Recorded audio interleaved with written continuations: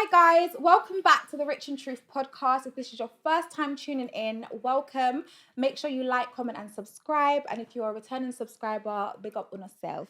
This is going to be a special episode today. I've never done this before. I've got all females on here. It's a female panel, which I've never done and I'm so excited to do.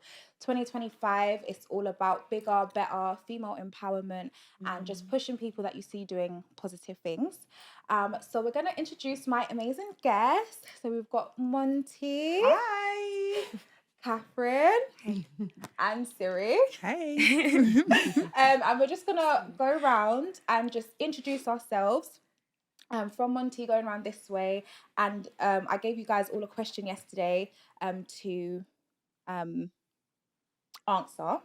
So if you just provide your answer as well. And just so the audience know what the question is what's one truth that you've learned as a woman that changed your perspective on life? Or should I start? Yeah. Hi, I'm Monty. So something that has really changed my perspective on life is actually taking accountability for my choices. I feel like I grew up kind of blaming everyone in the world, which, maybe I wasn't dealt like a fair hand, but I had to also realize that I put myself in certain situations and I have to take over, and actually realize that I'm at fault in a lot of things that I do. So that's one thing I've learned as a woman as well, especially when it comes to any sort of relationship with men, women, family, friends, that I have to take some sort of accountability for my actions and what I do in life as well. Yeah. I love that. Amen. Yes, I love that. I had to learn that the hard way. Yeah, like most. Yeah. Wow. Okay.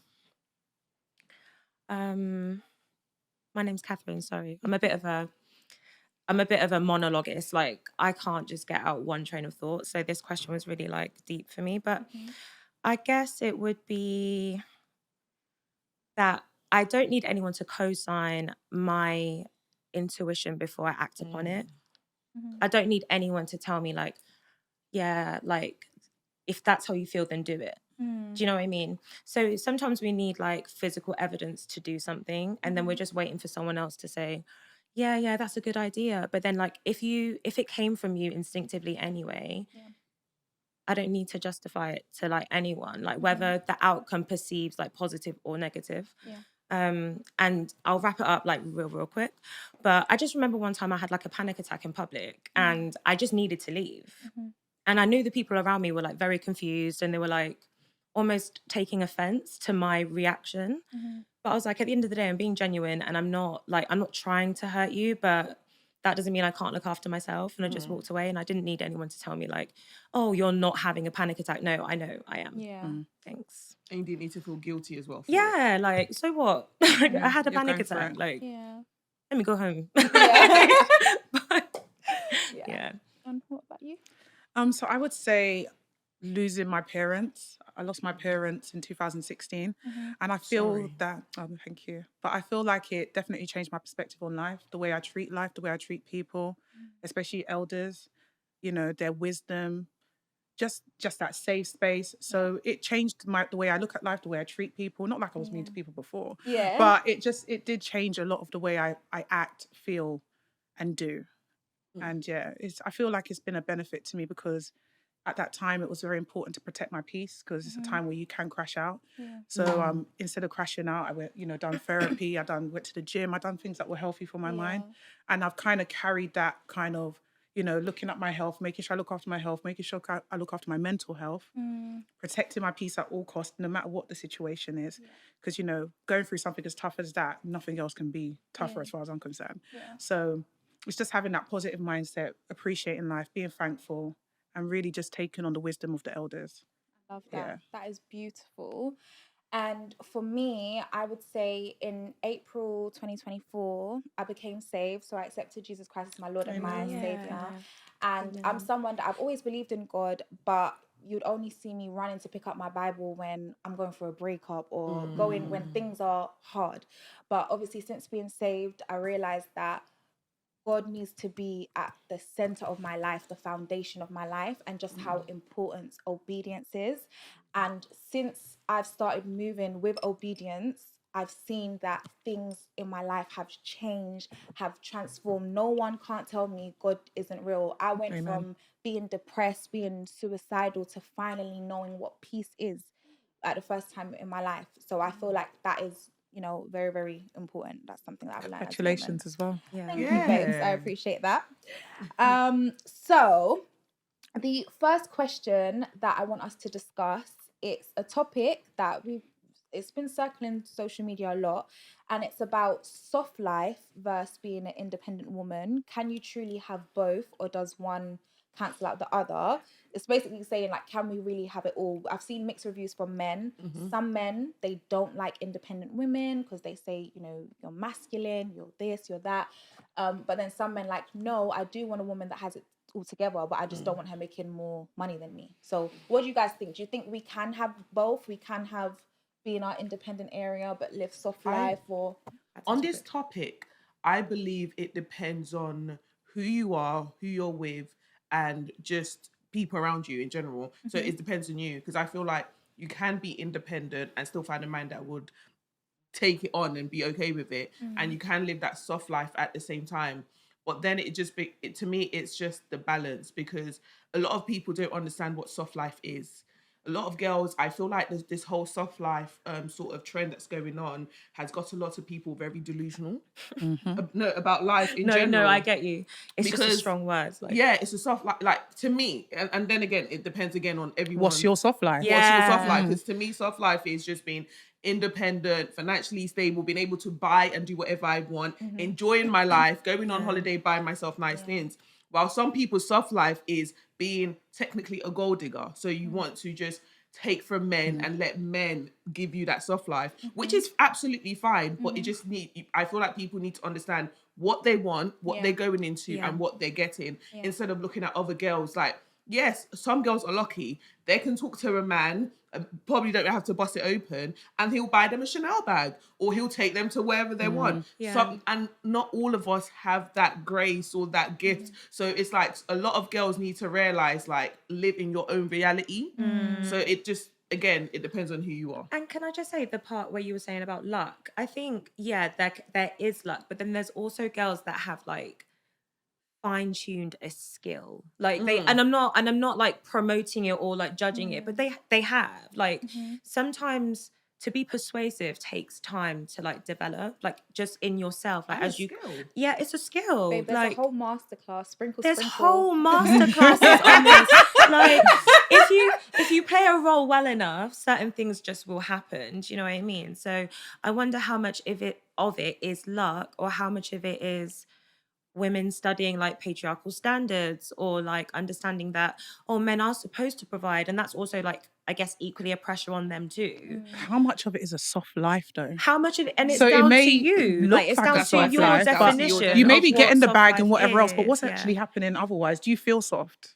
Do you feel peace? Because that's another thing as So well. what A lot is- of women don't realize. I feel like the reason why I can speak on this is because I was part of the delusional girls at one stage in my life, where I thought, oh, city girls, let me go out partying, finesse this person. But who was I really finessing? What people that were doing fraud, that actually weren't making in the long term. If I think about it, where are they now? What are they doing with their lives? Where are they going? But did you enjoy it at the time? And to be honest, I would say I did enjoy it at the time, but I didn't enjoy the handbags and the gifts. I enjoyed more of the traveling and the parties. Memories, but I won't say I got investments out of it. I didn't get a house or G-Wagon out of it. Yeah, You know what I'm trying to say? And also, it's also like, a lot of girls don't realize, a lot of wealthy men, it comes with a lot. So you're either going to date the wealthy man that's controlling and you can't do anything and you can't move around, but you get the Chanel bags, or you're going to date the wealthy man that's, you know, bouncing your head off walls, and then going to say, oh, sorry, baby, here's £1,000 or what, or $1 million. You know what I'm trying to say? Is But that you're your dating soft one life? that's a serial cheater. It's not everything. Unfortunate for life for everyone, we can't get it all. Yeah. I You know what I definitely mean? agree with that. I definitely feel like there's sacrifice. Like even if he's not a bad person, but like even with time, you won't get to spend as much time with him if he's a man out there making money and providing for the family. And some people, that is their love language. They need that quality time. So you could be do everything right, but the person won't feel fulfilled because you're not spending enough time with your loved one. Yeah. That goes back to what she said. Is it the It's the soft life? So What does your soft life look like? And I think that's what's important here. Because soft like this is not soft like this. All soft is soft is relative. Like it's so relative. And sometimes, and the irony is with rich men especially, a lot of rich men actually get women for free. Like sincerely rich men don't actually have to do anything. Yeah. Yes. If Drake said, "Let me take you for a walk in the park," you'd come on. probably go. Let's go.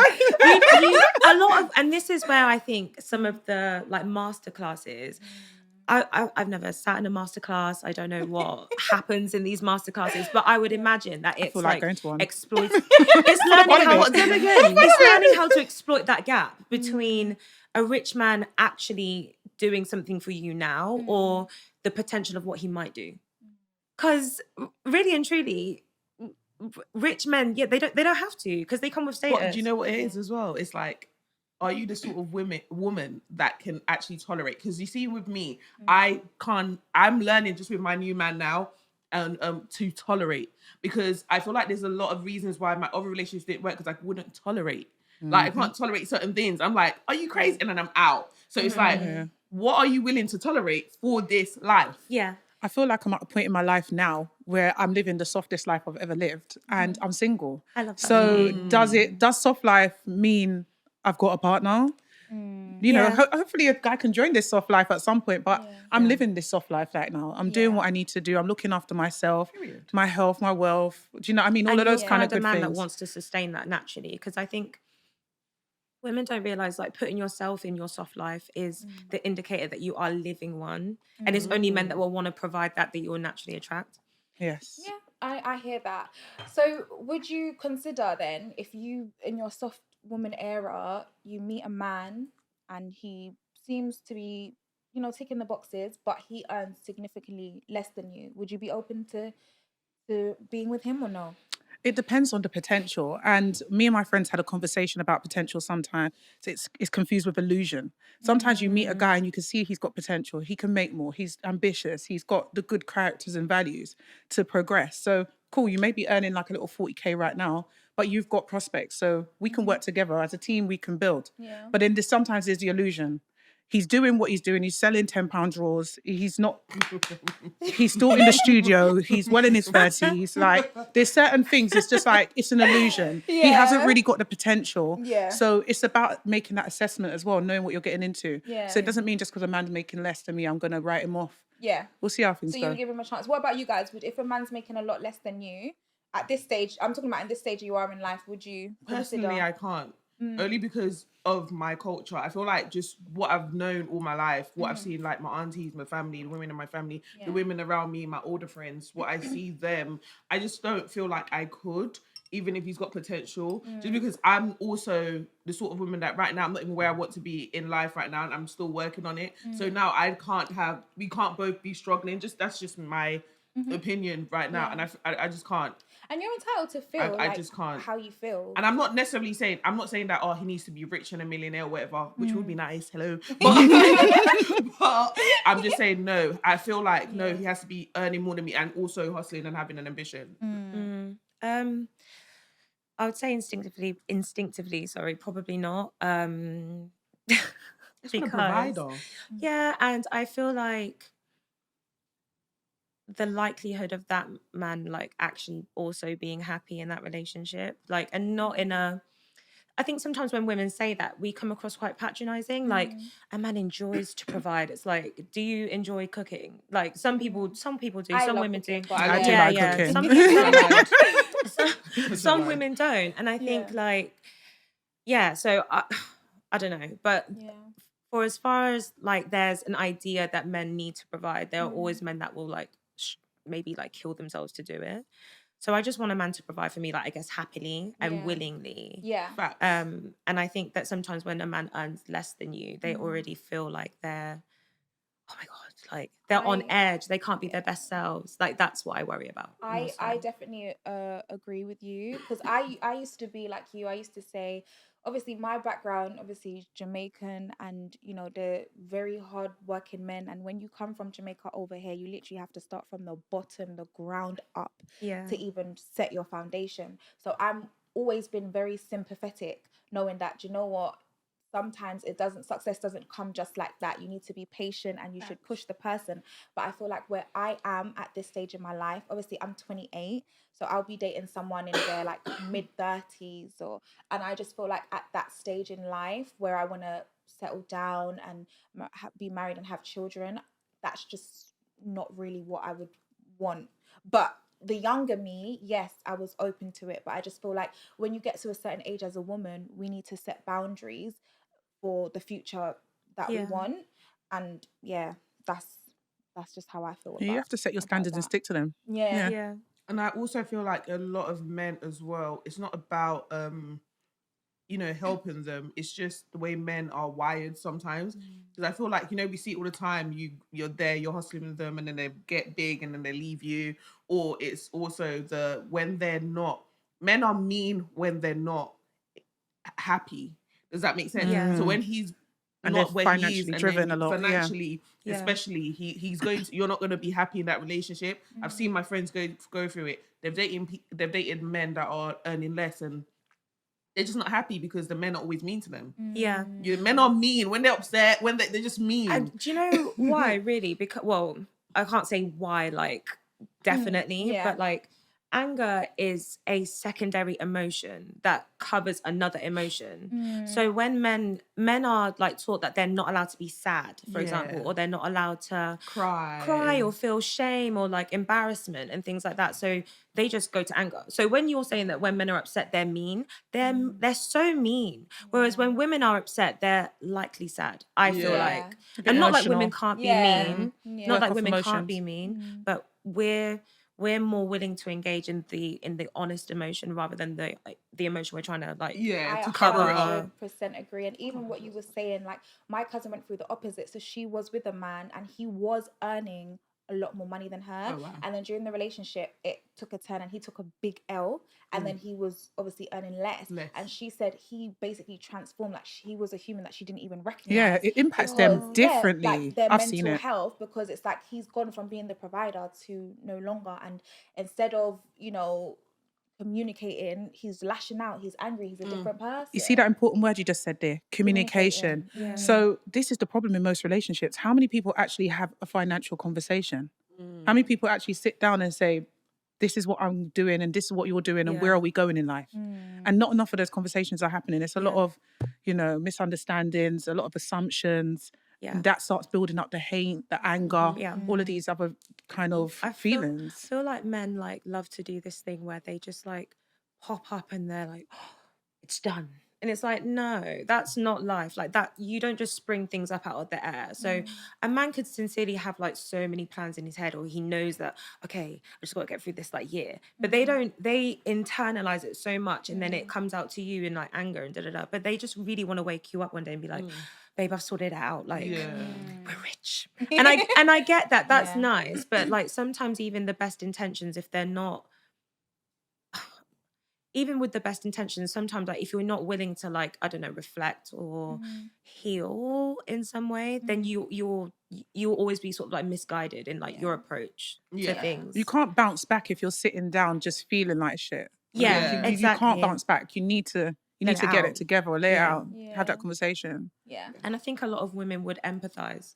And I don't think a lot of men allow women to actually give that opportunity. Like, oh, I feel so bad that I'm not able to do this anymore. Like, oh, like I get where you're coming from. But like when you're like, oh, just like yelling at me. I just want to be strong all the time. Like, because as a part of my boundaries, I don't, with all due respect, I don't have to listen to you when you're being rude to me. I don't care. Like not in some ways I don't care. I care. I know what you mean. Yeah. But like when you're having a bad day, you do not shout at your boss. You don't shout at your boss. You don't shout at the bus driver. You don't shout at the Uber driver. But you're shouting at me. Absolutely not. Like absolutely not. I think what you said as well is a key thing, is that they don't give you the chance. Because I had the Real Talk True Stories people on here. I had D Gully and ASB, and they were basically saying that D. Gully was saying, you can't cry in front of your woman, you can't show her weakness because then they will use it against you. Yeah, That's I what saw my that. man says. Yeah, but And I feel sad that they feel like Do that you because agree? some Do you women are agree like, with that? no. Okay, I do I to an extent. Do you know why? Yeah, no, Some I do women, too. Some women do. Look, Oh we yeah, that's have, what I'm saying. Some we women, have yeah, different some Yeah, women, mentalities. yeah, So yeah. I feel like everyone here, we're more empathetic. We would Yeah. love our mans to be, because to me, I would love my man to come. I'm not saying personally, I don't want you to cry every day. I don't want when there's always a problem, you are crying and I'm the one picking you up. Yeah. But I do want once in a while, Yeah. come to me. I would love you to come to me and break down and let me know. Who else is what your you're man going supposed to through. be vulnerable with? Thank That's you. what I'm Like- saying. Thank That's you. what I'm saying. Then we'll Like, talk if he to can't be their vulnerable at boys home or a and get that head stranger. rub, D. Gully said Where's he's he gonna cry going? to a tree. That's what he Yeah, said. do you know what A my tree. man said? My man told me he would rather talk to a homeless man about it than come to me. He goes, no. He goes, what D. Golly said as well, that you would use it against me. How? Wait. Can I just ask? That's toxic. Can I ask the group a question, Yeah, please? go Like, on. would anyone actually admit that they themselves in this room have ever used it against a man when he's cried? No, I've I've never. never. You've and I never. never would. No. But then But again, you never I've not really- have. But I then never again, I have, can't no, lie. I and I haven't never really would. seen a Not man. even, I think so. Not that I'm side eyeing you. I don't. I've known you for like a while, but I don't. We're not. Yeah. This is the first time we've sat Yeah, down and really yeah. spoken. But I think if we were to like guess in terms of like some sort of ratio or like percentage of guessing, I'm sure at least two of us have done that in this I've room. never been. Maybe because I've never had a man that I've dated. Don't get me wrong. I feel like, yes, I have judged other men when I see them doing it on social Judge media. told me that and you've saying it to them are two different things. But Wait. I've I judged. have never Judged and had a saying man it. that I've dated. Do you Judged get what I and mean? saying it, yeah. So when we read certain stories on social media, yeah, like I know some of the way I feel like towards these stories. Do you get what I mean? And if a lot of men do not show the prelude of said behavior. So like when you're like lashing out at him, you're like, well, weren't you the one that was crying on my... They don't show the prelude of that interaction where they're maybe like saying things to you, or maybe they are like just driving you up the wall. And I just feel like it would be more sincere if more women would actually admit that they're capable of doing it so that they don't do it subconsciously. Because I think sometimes it can just leak What you're out. saying makes sense. I hear Yeah. you, and I know that some women are capable, but genuinely me, I am not capable of that. But that's just because I'm I'm someone that's very in touch with my emotions, and I have a lot of empathy for other people. So I would never use their vulnerable moment against them ever. I have people that I haven't spoke to, I don't speak to anymore, and I still would never ever use anything against them. Same. It's just not naturally to me. But I've had you know some what I mean? shameful moments in my It's fine, past. own it. It's growth. No, one like, thing be about proud me, of your I will growth. never do it first. But if you do it to me, I will do it back. See, the That's truth is me. coming out. I said No, two of us. I'm not talking about I said man. two No, of she's us. talking about her friend. Oh, okay, yeah. So I was like, yeah. Sorry, yeah. You see that sort of situation where you said your friend? Yeah. Yeah, absolutely. I have done it back. Yeah. Because I was like, are you crazy? Like, and I've done it back. But the thing is, I've never had a man I've dated cry to me to do that. Oh, So right. I can't actually relate. I've been in a Right, yeah. relationship and my man has broken down, and yeah, I didn't judge him for it. I feel like he felt that it was a safe space because it was, and that's that. And I feel like sometimes they need it. Just cry, let it out, and 100%. get yourself up. Yeah. And go I again. wish my man would do that. And this is the thing. This is why we need to allow men to feel comfortable to do that. Yeah. But it's They society. can't It's not our fault. It's society. I think you have to create that in your relationship, though. That atmosphere, that 'Cause feeling, I would actually argue safety. like, the almost opposite, that most of the guys that I've ever like spoken to or had like some sort of interaction with, they have cried. Like, yeah. So sometimes it's you're giving the space for them to cry, and sometimes obviously it's just timing of things that are happening in their life. But I've seen a lot of men cry, and not that sounded like really off, but I just have like I've got friends and I've got friends. What are you doing to these men? Yeah, and like, but What you doing, girl? because sometimes like if you question a man about things that they are just talking about, they sort of eventually get to so when they're being mean, for example, why are you being so mean? Or like, what's wrong? Like, there's a way that you can actually empathize with a man until the point that he cries. And I think that a lot of women have that intuition to be able to do that. So when men say, oh, I don't want to cry in front of my girl, I think they feel like we orchestrate it maybe in some way for them to cry, or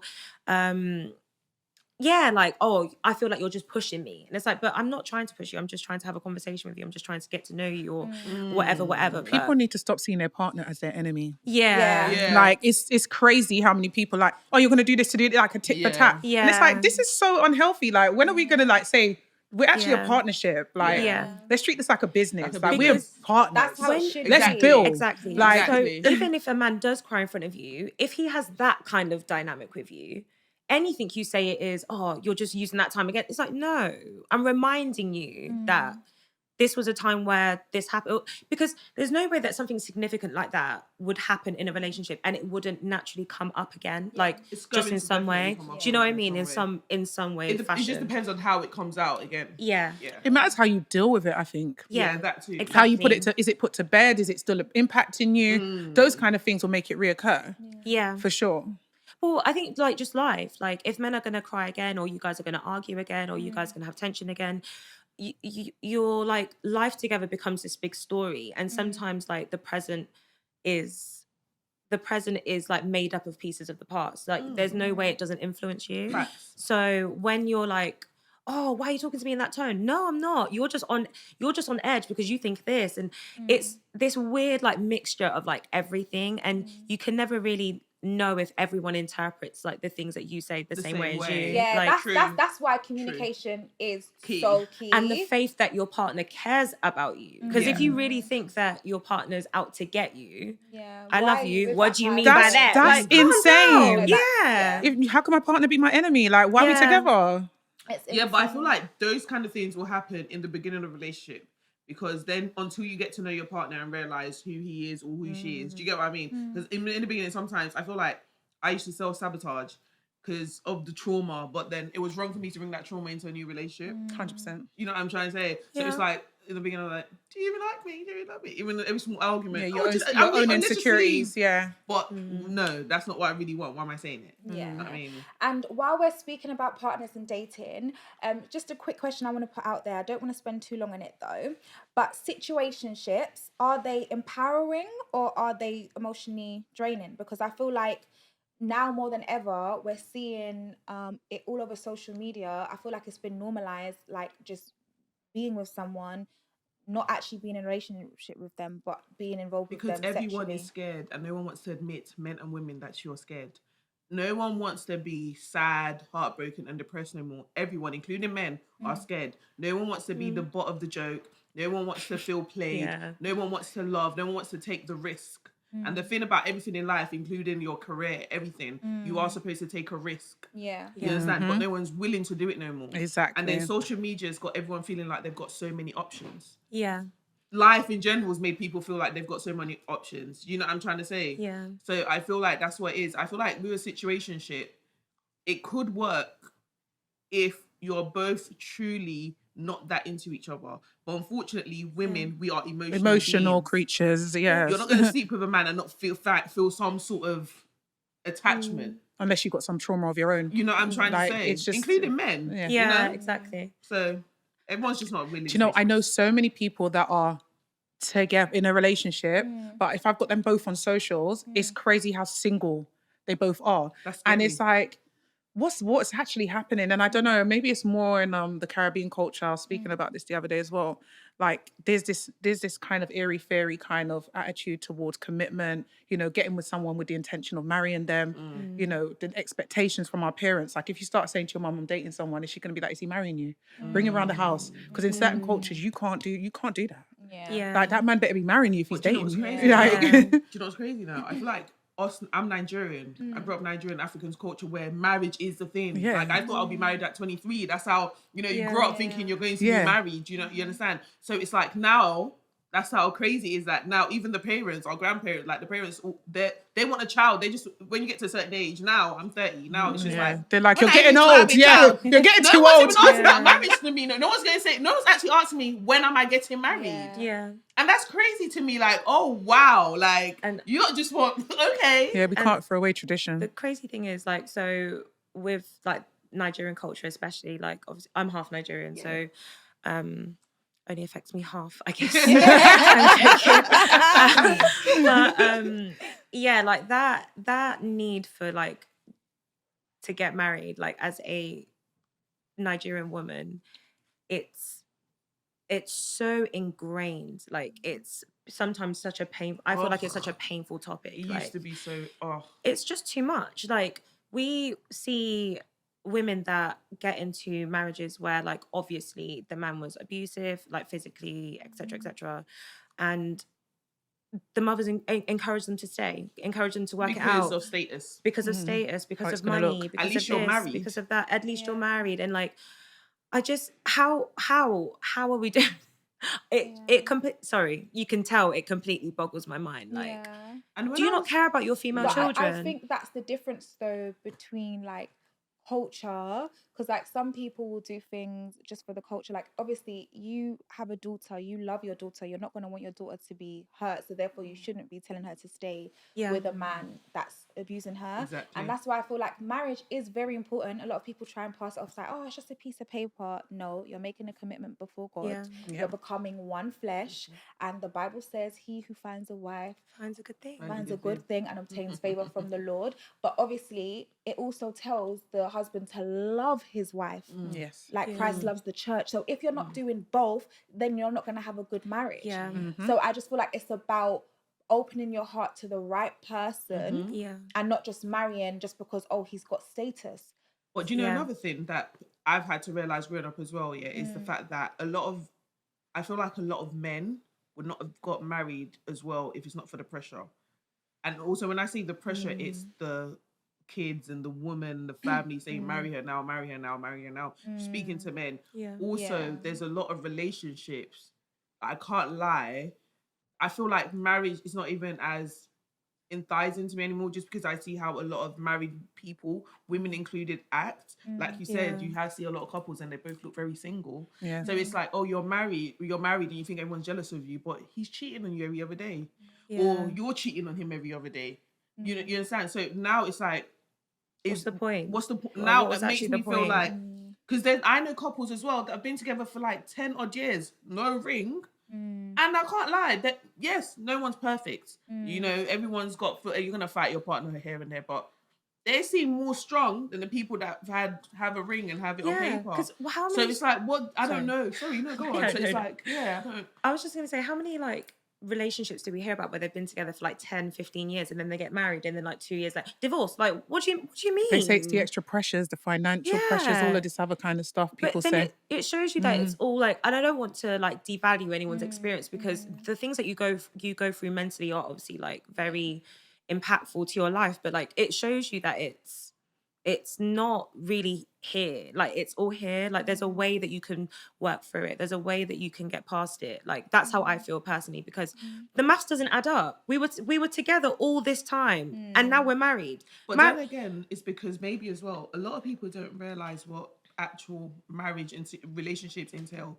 Everyone thinks it's but they did for 10 years. That's what I'm saying. That's true. Like it's weird. It's such a weird thing. Like it's almost like a spirit. But do you know what? No, but that's the thing. Like what you said. Like it is this spiritual warfare, because listen, like people don't understand. Once you're actually married, you're like exposed. No, you become one flesh. Like it's an amazing thing if it's built on the right foundation. But if it's not. Yeah, I know, but sorry, but I'm saying that's why it's important though. Yeah. That's what I said, to build on the right foundation, and not just marriages, relationships in general. They go through rocky periods. They go through times where you can't stand the person anymore, but you have to wake up every day and choose to fight for this relationship. When you marry someone, you're choosing them for the rest of your life. You're making the conscious decision, whether the feeling's there or not. This is why I always say that, which sounds a bit like not controversial, but like people always say like, oh, you need to find a partner that's compatible. And I would argue that you need to find a partner that's resilient. Like not that compatibility doesn't matter, but the person's ability to actually live life is so important. Like obviously, like if your partner's having breakdowns every so often, you're going to try and support them or whatever.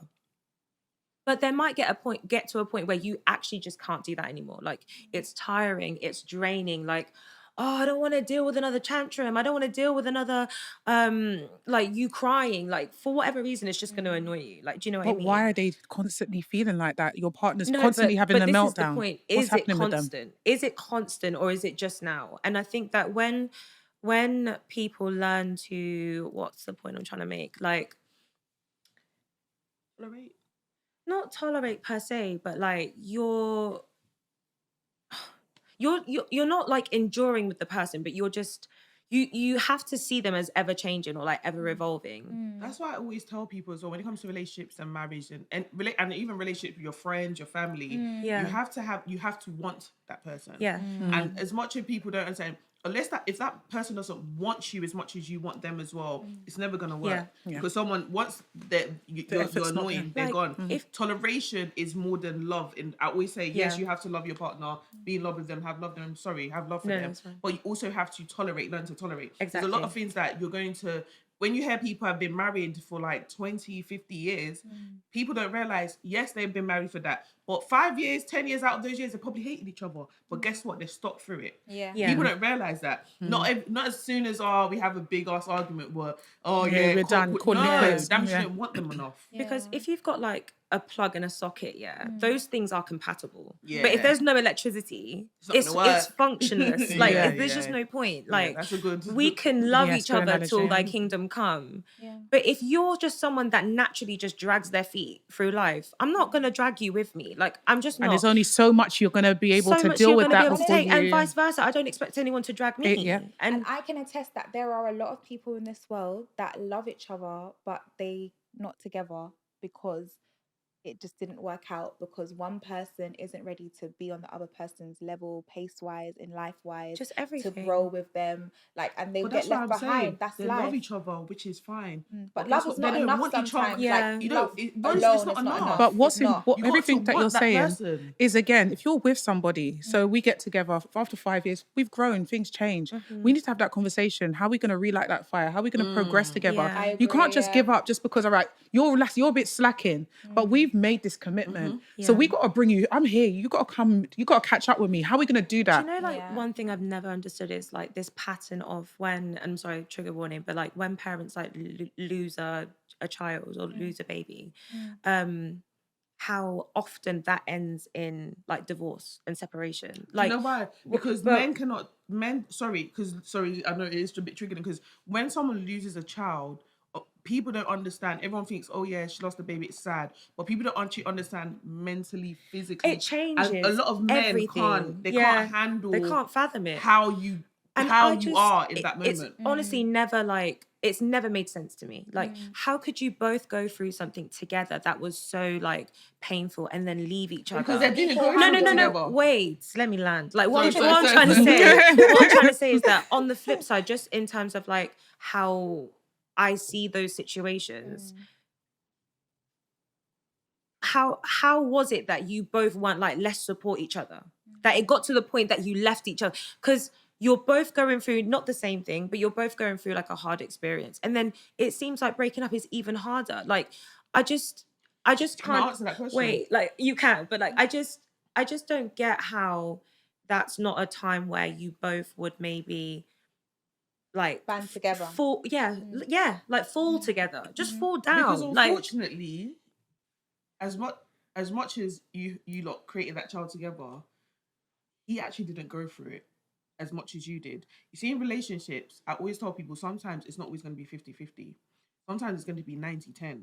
yeah. So in that point, it's them kind of things. It's 90 for the woman and 10 for the man. You're going through it emotionally. She's going through it emotionally, physically, and everything else. The hormones are all over the place. unfortunately, No, but he then has to even be like an more- older child. I'm talking about like just traumatic events. Like there's traumatic events that couples go through where you would maybe think like, oh, this is the time that we need to support each other. We need to help each other. Like, let's say Because everyone internalizes trauma in different ways. in though, different that's ways, the but thing. nobody wants to give each other grace for the fact that they process But it. in that's- How many different people ways. are That's what I'm tapping into therapy? saying. How Sorry? many people are tapping Not into a lot. professionals? No, Not yeah, a of lot. course. And babe, can I say something as well? Like even Stephen Lawrence's parents, the reason why they broke up is because the mum wouldn't give up for justice and the dad was just tired. And I don't think anyone can turn around and blame the dad, because imagine that is exhausting. Yeah, keep going through Fighting for justice, and your doors getting shut in your face. You Not see? everyone is built the same way, but his mum, a mother's love, there's nothing was that fighting, can compare fighting, to it. So she was willing to fight until her last dying breath, But and you that's see what what I'm she done. saying? And And, this is- she got justice.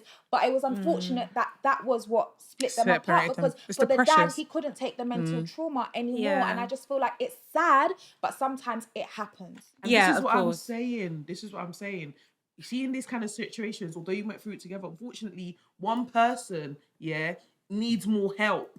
And that's what I'm saying. Sometimes it's not going to be 50-50. Sometimes, unfortunately, you have to compromise. You have to compromise and be like, you know what, she's feeling it harder than me, or he's feeling it harder than me. I have to just, put Suck my it up a ego bit, aside, suck it up, and be there for him or her. And deal with the tantrums, deal with the hormone changes, deal with the crying. Even if it's him, even if it's on your man's end, you as a woman, you might have to be like, oh, okay, you know what, F this. Bitch about him to your mates, but you have to be there for him. And people don't realise that. Sometimes, it's never going to be balanced. Like I said, sometimes it's going to be 70-30. Sometimes it's going to be 20-80. You know what I mean? And then it just averages out over time. But, like, you just have to...